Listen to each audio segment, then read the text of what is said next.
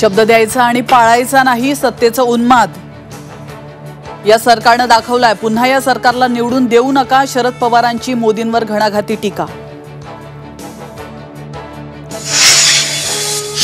नटसम्राट परवडतो, कार्यसम्राटही परवडतो, मात्र पलटी आणि खोके सम्राट परवडत नाही, अमोल कोल्हेंची अजित पवारांवर सडकून टीका।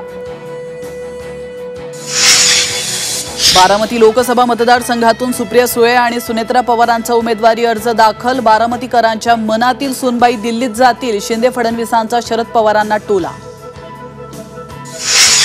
रत्नागिरी सिंधुदुर्गातून भाजपकडून नारायण राणेंना उमेदवारी जाहीर, किरण सामंतांची माघार। तळ कोकणात नारायण राणे विरुद्ध विनायक राऊतांमध्ये सामना।